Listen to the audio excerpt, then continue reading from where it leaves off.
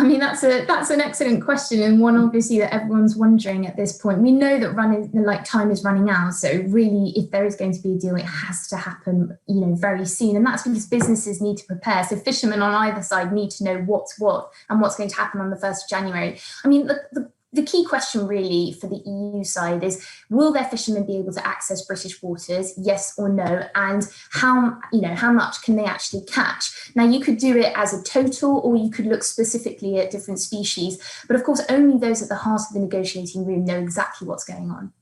Georgina, I love my fish, but like a lot of Brits, and funny enough, I did have fish and chips on Friday.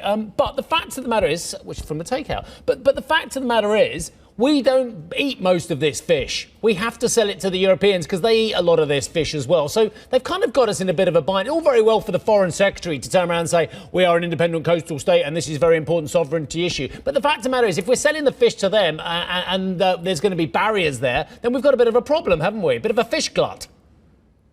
I mean, yeah, but also I think the UK's position is we can't have what's happening right now. So at the moment, the UK is part of the EU's kind of fisheries policy, which is called the Common Fisheries Policy, and the quotas and access, all of that's determined in Brussels. And of course, the UK government has said we have left the EU, we're about to leave the transition period, so the EU's economic institutions, and we want to be able to regain control of our waters.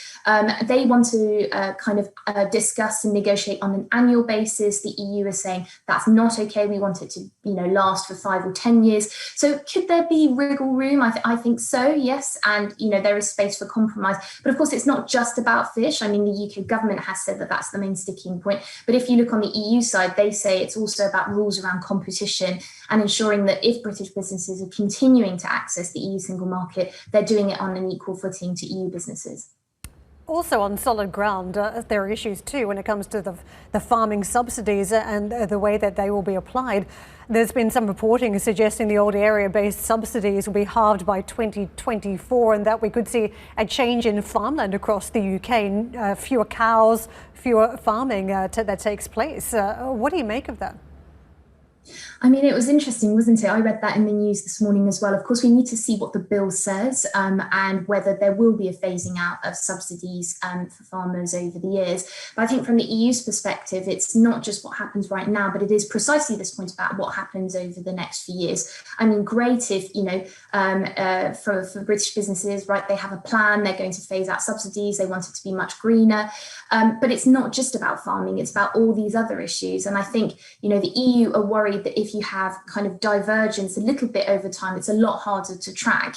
And so they're really thinking about, well, how can we sort of manage that divergence? How can we keep a conversation going? And how can we have a system in place where we can resolve disputes before they actually come to that point where they could inevitably, disrupt trade? So it's all a question of balance. It's finding that institutional architecture. It sounds really boring, it sounds really dreary, but actually it's quite fundamental if you're thinking about trade agreements.